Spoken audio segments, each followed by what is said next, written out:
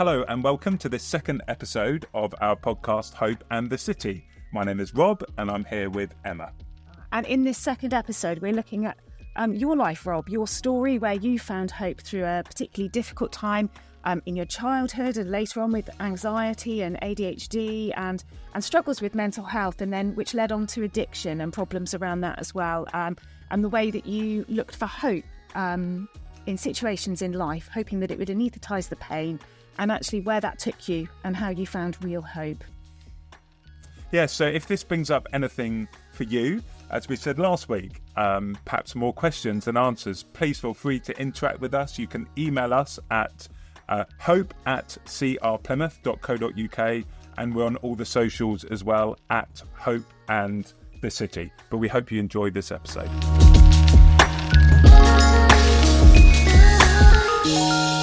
A week has passed since our last recording, and it's great to be back. It is. Our podcast called Hope and the City. Yeah, brilliant. Like we talked about when we met last week, everybody needs hope. Everybody's looking for hope.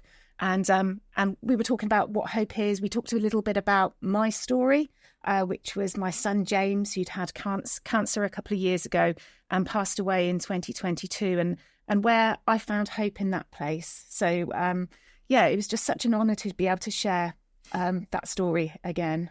It was an honour to be present as you shared it, and to consider really a hope that I think we would say, first of all, stands up to real life. Yeah. So when we talk about hope, it's not an anaesthetic, it's not a sort of crossing my fingers and hoping for the best. If hope is real hope, it stands up to real life. And as you shared, even death. If hope can stand up to death, it's real hope.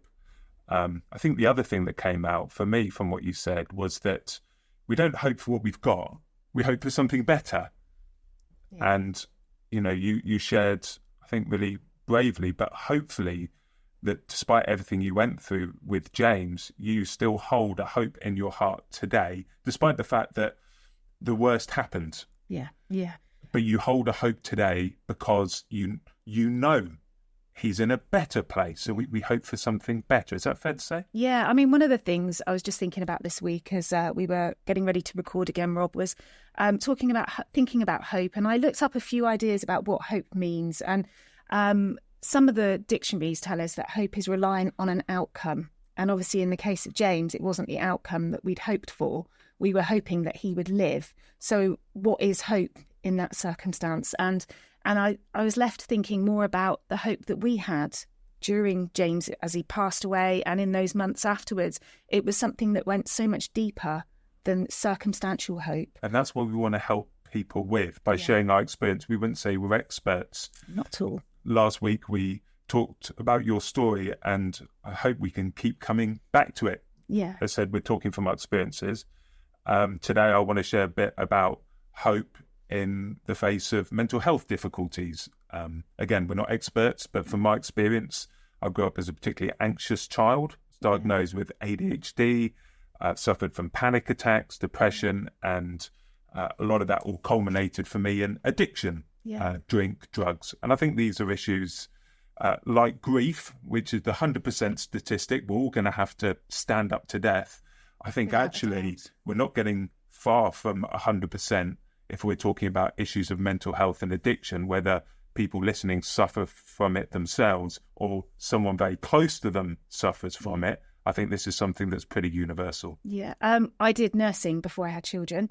And I remember when I was doing my nurse training, we had a lecturer came in and he was trying to explain the concept of mental health. And you're going back like 30 years ago, so it wasn't quite as well recognised, perhaps. It was within healthcare professionals, but within society as a whole, I think we weren't so accepting of mental health. We were quite secretive. People they kept it to themselves, and I just remember this person saying, this lecturer, he said, mental health, it's like most of the time we can keep our heads above the waves, but every now and again, one wave will come and it will be just too much, or we'll just run out of our own strength and we just dip. Or, and it just made such perfect sense. And actually, I think everybody can relate to struggles with mental health. There's not a single person that wouldn't say in some way or another that they would struggle with mental health, and it's to what degree. And obviously, you've got diagnosis of mental health, Yes. and then you've got circumstances that Yes.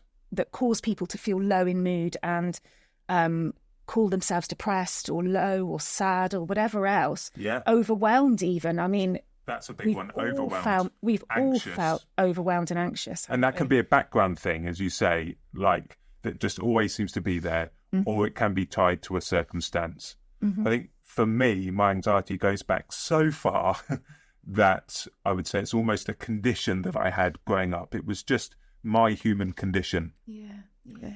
I mean, I would share as much as to say it might be tied to circumstances. I had great parents in many respects, but no parent is perfect. I grew up in a household that was tense, I would say. There were alcohol problems around, and so I wasn't always sure what would be coming through the door when it was next going to kick off. So perhaps that contributed to some of the background anxiety. But I would say, as far back as I can remember what my thoughts were like, 6, 7 years old, I would say I was anxious. Yeah. Now, I'm not saying that I had a mental health problem back then, and perhaps lots of 6, 7-year-olds feel anxious, but my anxiety didn't seem to be tied to anything in particular. So I got nervous around sports events. You know, football was a big sport for me, tennis, and I used to get nervous doing that. Yeah. But I also had this background anxiety. Yeah. You did share something that we've had a conversation about before, and it was about you actually lost a family pet. And so it created a fear of death in you. Yeah. And actually you mentioned that might have been something that actually came to light that you'd been harbouring. And then was it your Sam? Springer Spaniel, Sam. The Spaniel, yeah. The first loss in my life. Yeah, and actually that had you caused you to face head on that your beloved animal, your beloved pet, family member was no longer around. And actually, what does death mean? What does death mean? I mean, for a 6-year-old, it's the first time that the world starts to get big. And it was the first time that I started to think, well, what happens when life ends? And that was forced by the circumstance, the death of Sam, the Springer Spaniel. I mean, to put things in perspective for you as to how much I was struggling with mental health, by the age of 11, I'd started drinking. And if anyone's listening is dealing with drink problems or frustrated with somebody that just can't seem to get off alcohol, I would say that the thing about addiction is it's not simply that I wanted to drink, it was that I didn't want to have to think about real life.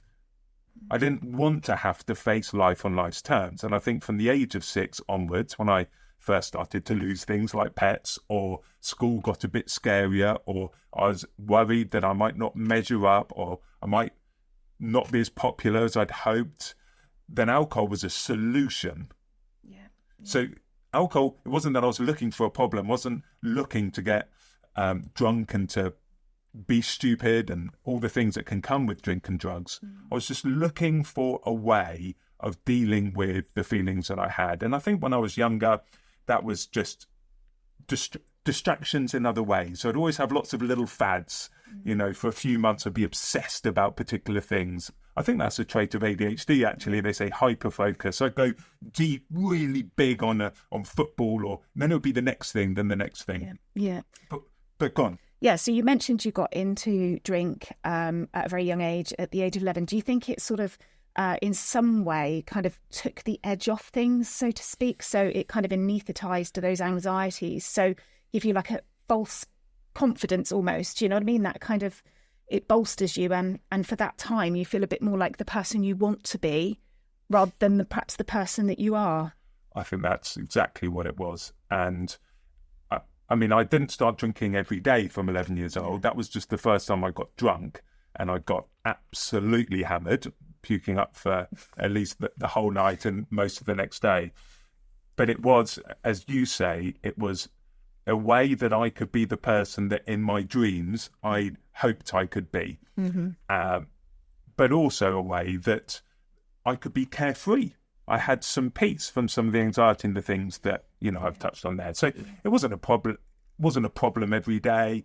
I think the next time I got drunk was probably 14 years old. But certainly by 15, 16, every time I was going out, I was getting absolutely obliterated. Soft drugs were coming in mid-teenage years. By late teenage years, it was Class A drugs. So there was a slippery slope as I was still chasing that feeling of the first time I drank. That first time, it seemed to be such a good solution for me. But like any medication, you get used to it and tolerant of it, and you have to keep on upping the dosage, chasing those feelings that you used to get from it. Yeah, that makes sense when you say it like that. And I'm sure many people who are listening to this or watching this would be able to relate to that, perhaps not in the terms of drugs and alcohol, but it could be in another area. I would think of like shopping. I'm going to go and buy myself a new outfit to make myself feel better, or I'm going to go and do this to have my hair done to go and make myself feel better. And in the same way, you're trying to reinvent yourself all the time, aren't you? You're trying to fulfill, make yourself more appealing. And I guess some of that is our concern about what others think of us. And also that maybe not liking ourselves very much, feeling a bit insecure about who we are. That can be it. And I also think there's pure escapism in there as well. So shopping can be escapism, but equally we can dive into the TV, we can duvet dive, and we can avoid the uncomfortable bits of life. And I think this is really where my mental health story begins the rubber hits the road with it, because I got thrown out of 2 universities. So I sort of bumbled my way through school and college, did pretty well, last minute cramming. I was an intelligent, bright person, still living at home under the beady eye of my parents, which I think sort of kept things in check. But by the time I was thrown out of a couple of universities, I was beginning to notice a pattern, or rather, my parents were calling out to me a pattern that as soon as things got hard, I checked out. And I think that's where we can link it back to what we were talking about last week, and the theme of this podcast, hope, is to have hope really is to be able to deal with real life. And I just wasn't prepared to do it. I was prepared to do things that were new and exciting. I was prepared to do things that came easy to me. But my resilience for things that I didn't like, I didn't enjoy, weren't exciting, interesting to me, or a little bit difficult or a bit daunting, I bailed out as soon as I could. And for me, that meant university courses. Because of my behaviour, that also meant jobs I got fired from.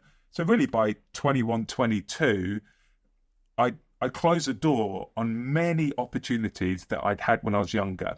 Yes, because of my drinking and my unreliability that came with that, but also because of the underlying condition, which wasn't the alcohol really, but it's the fact that I'd never actually grown up, Emma. That as soon as a feeling had come up in me that I was uncomfortable with from the age of 12, 13, I knew what to do. Have a spliff, have a drink, check out, escape.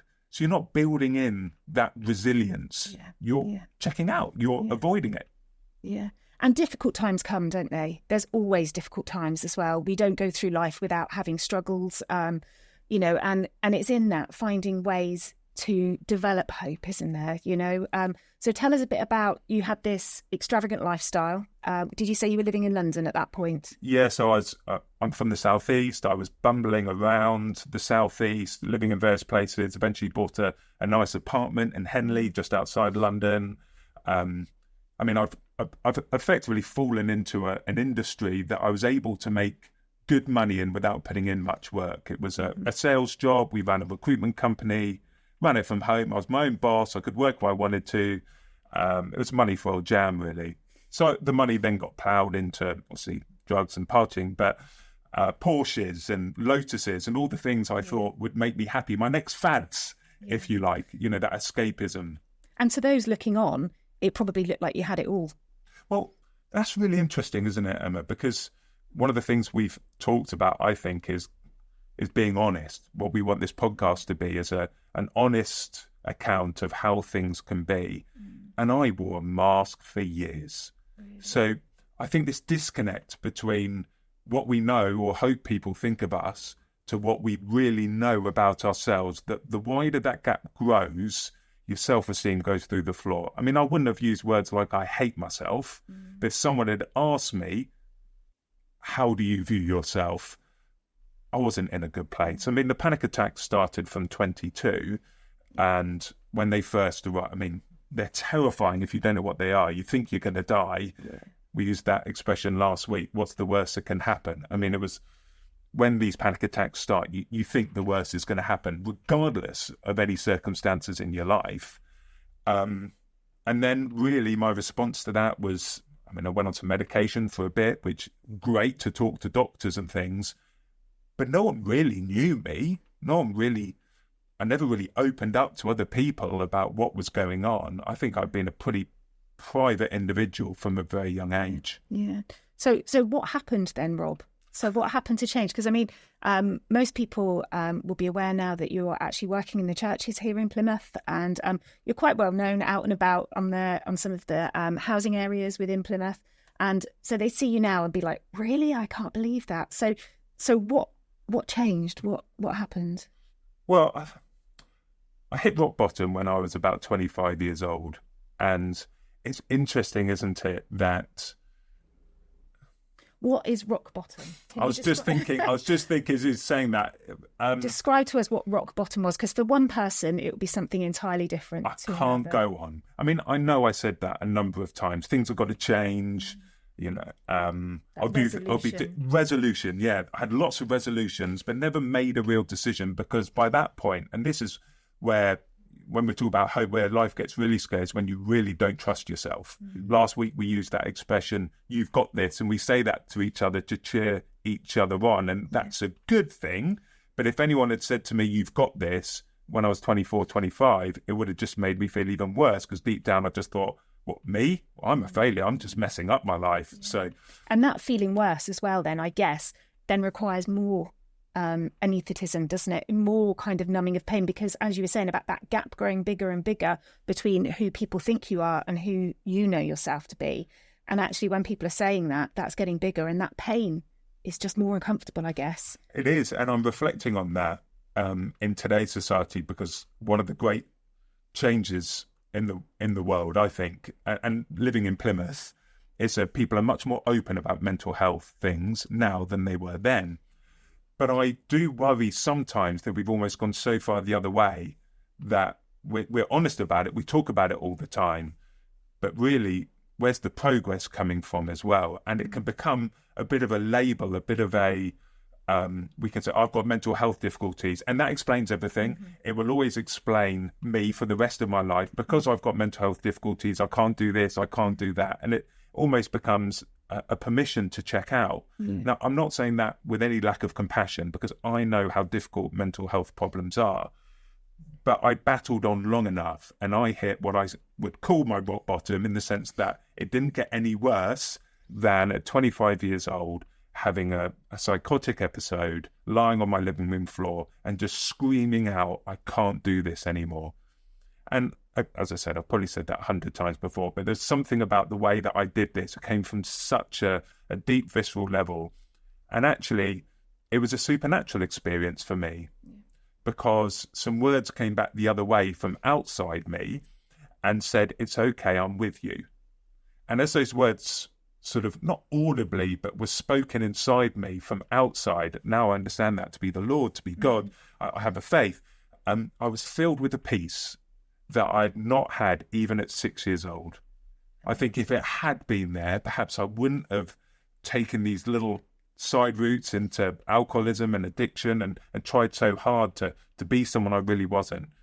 But that's just my story. Yeah. I discovered, or I was saved, if you want, at 25 years old. And from that moment forward, whilst life hasn't been perfect, I haven't felt alone.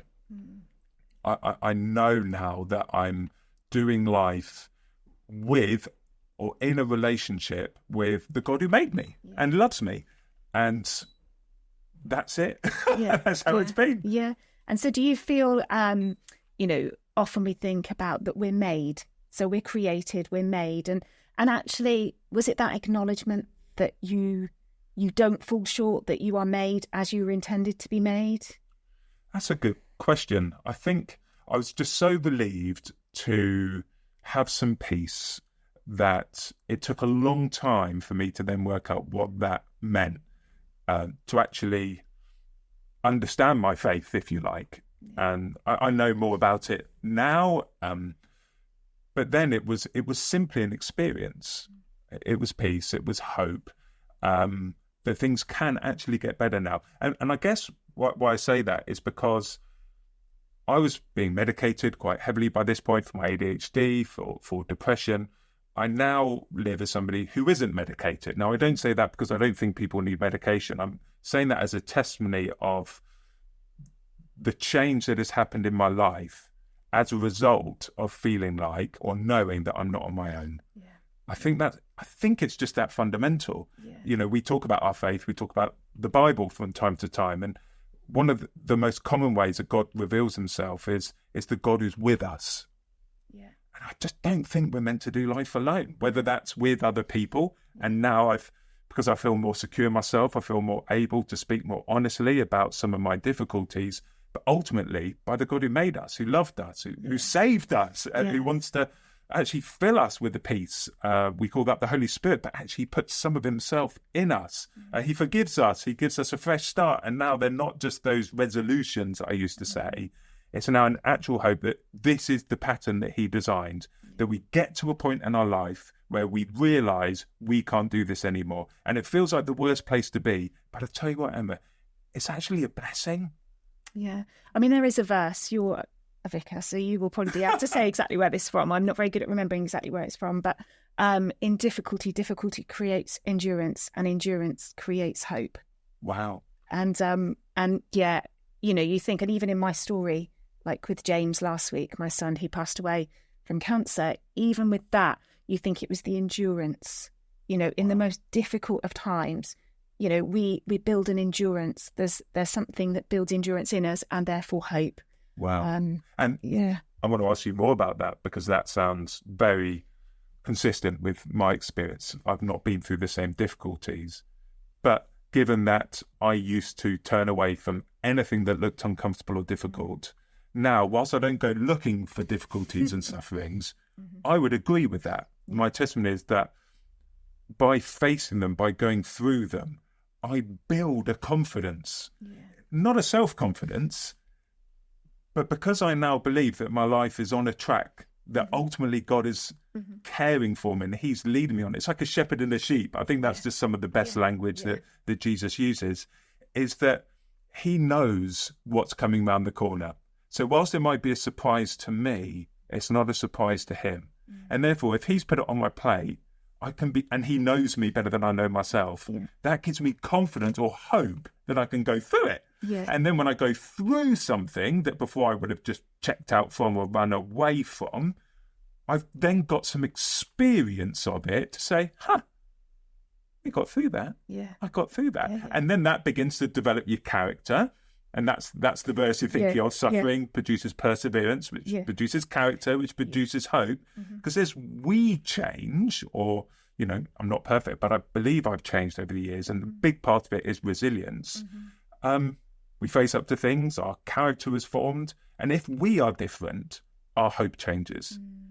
There's also, I mean, this leads on quite well to something else we were going to talk about as, either today or in another episode. But certainly with my own experience, I think I would always shy away when people were upset and things like that. I'd want to remove their pain for them or their difficulty. But what I realise now is often I can't. But what I can do is sit with them in the uncomfortable and not shy away from it. And I'm not so fearful of tears and upset. And when people are angry with the world, I'm not fearful of being around them when they're like that. And I mean, certainly you've come across people since you've been in Plymouth. You've been in Plymouth how long now? 8 years. 8 years. So, and you've been working with people, and people are aware of your background and your struggles and things, and you've actually used those things to connect to people. And I would say the same as well, which kind of leads on to a little bit to how this podcast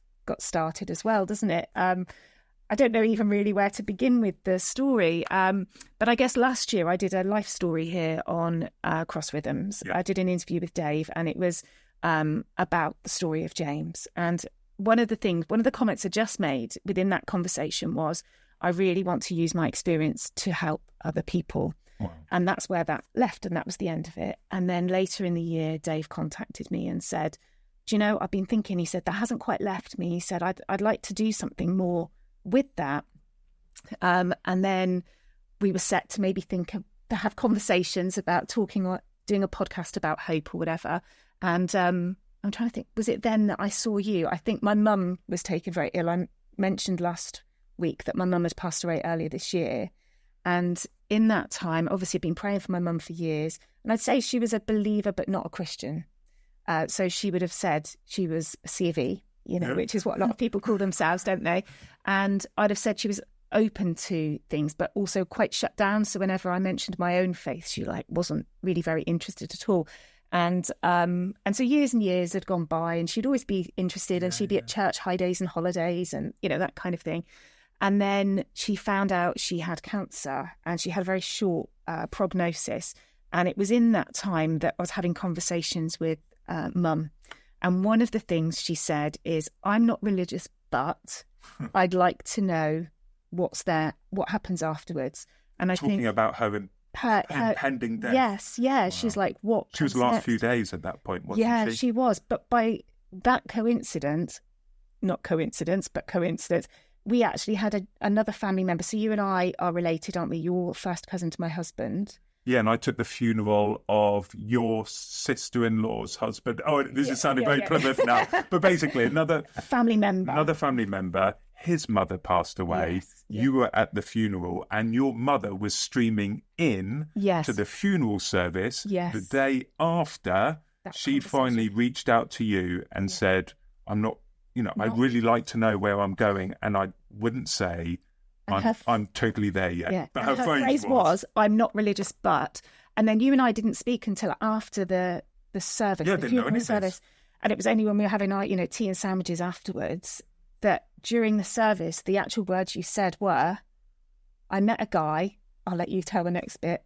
Well, I've taken a few funerals, Emma, but it was probably a story for another time. A friend of mine passed away recently. Yeah. I was taking his mother's funeral a couple of years previously, and he asked me to take the funeral. And his words were, look, I'm not religious, but...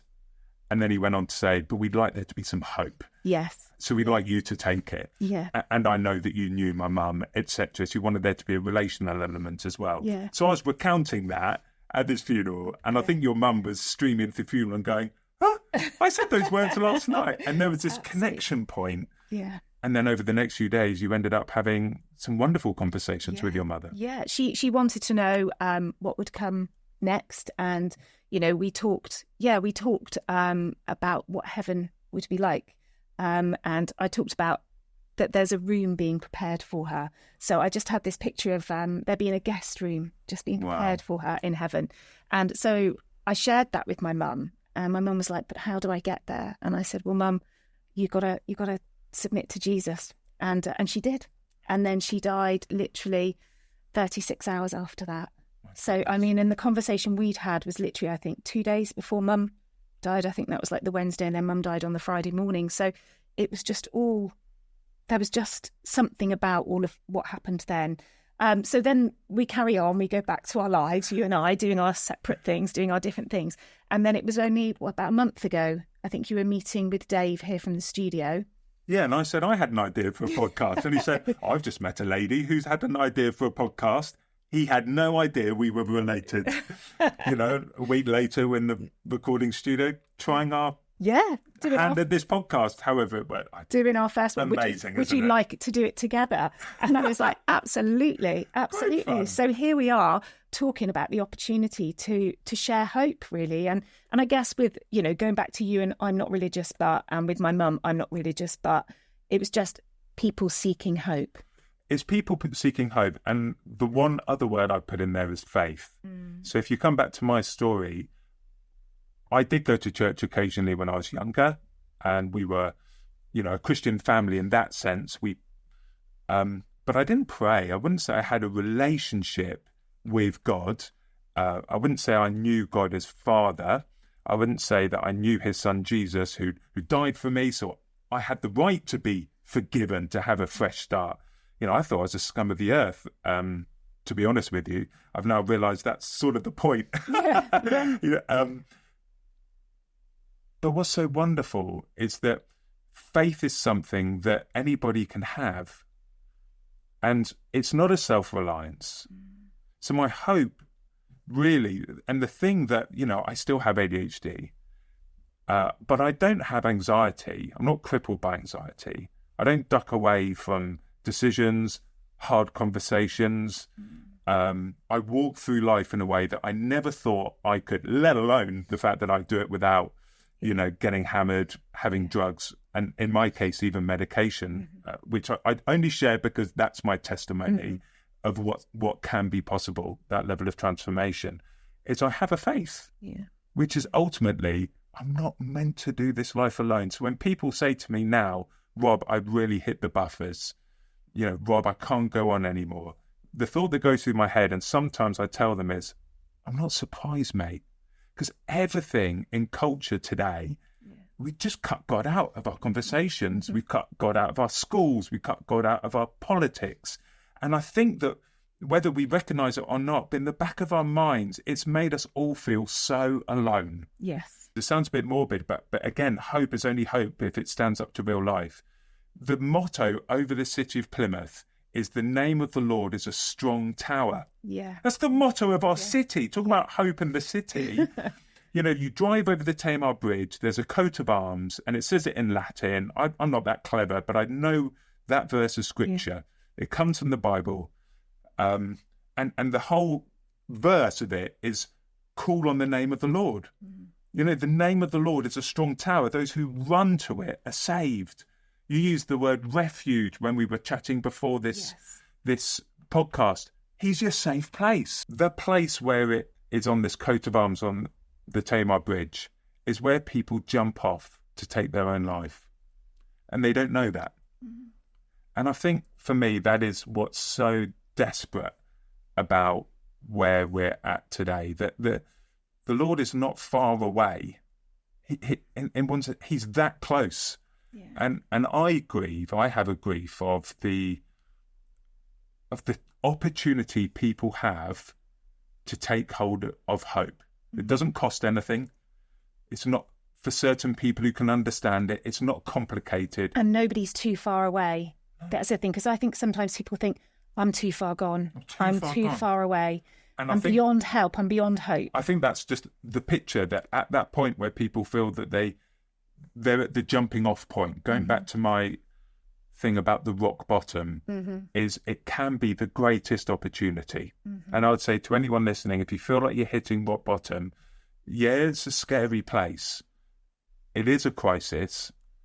But if it ultimately tips you towards the Lord, where you are always meant to be, if it forces you to lean on something beyond your own resources, a loving, powerful God, then it is a good thing. The heart of my hope, which starts now, this isn't just about when I die, but the confirmation that things are going to be better when I die, is that this relationship with God has started now. Yeah. I don't feel alone. I feel safe. Yeah. Particularly when I put some work into that relationship I have with the Lord. Ultimately, it's his work. I did nothing to deserve it. He scooped me out from the bottom of a pit. Yeah. But now when I prioritise and I say, look, if that's the only thing that ultimately hits the spot, it's the only thing that's made me happy, and I've had Porsches and Lotus, if it's the only thing that makes me feel peaceful without a hangover, and I've drunk vodka and all these other things, if he's the answer, I need to seek that in the way that I used to seek other things with my fads. Yeah. And I'll finish on this, Emma, this is the only thing I've ever stuck at, my journey of faith. Wow. And I think that says it all, doesn't it? Absolutely. Because ultimately, I don't think I'm in charge of it. I got two kids. Yeah. I cross the road with James. He's learning to cross the road at the moment.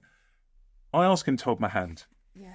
But I still hold his. Yes. Just in case he lets go. Yes. Yeah. So my hope is a faith that I'm not doing life on my own anymore. And I've come into agreement of that and see it as good news. And I used to run off and do what I want. Yeah. Yeah. So thinking about hope then, I mean, honestly, you tell it so well, Rob. It's so inspiring to hear your story and the place where you've been brought to now. So encouraging. So really, often in the world, I think hope is sold to us, isn't it, as a positive outcome. Circumstance. Yeah. And when we were talking about you with your flat in Henley and your Porsche 911, actually, people would think that guy's successful. He must. And I thought I would be happy when I get those things. Yeah. And we measure it like that, don't we? We measure it like a positive outcome, a positive circumstance, and our hope is based on whatever's going on in our world around us. But being positive, a mindset. Be positive. But what we're actually saying is, do you know what? It's not about that.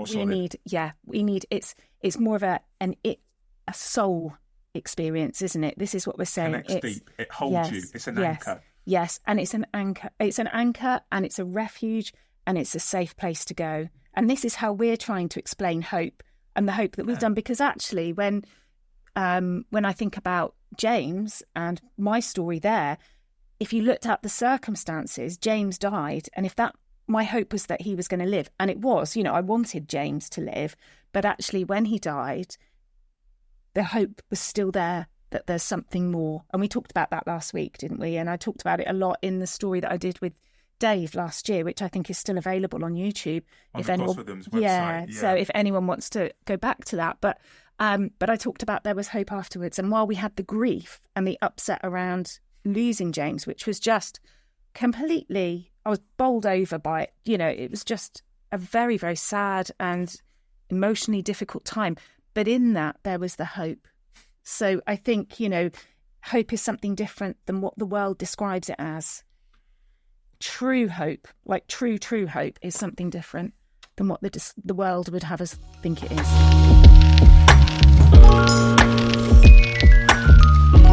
Thanks for joining us for this episode of Hope and the City. We hope you found it useful, and we're really glad that you've joined us. It would be great if you have any comments, any feedback, questions, or anything that you'd like us to look into in the future. If you get in touch on hope@crplymouth.co.uk. Actually, we're thinking about doing a whole episode dedicated to people's questions and responses to some of the things that have come up. So do interact with us. I've given the email, and on the socials as well, @Hope and the City podcast. Thank you again for listening.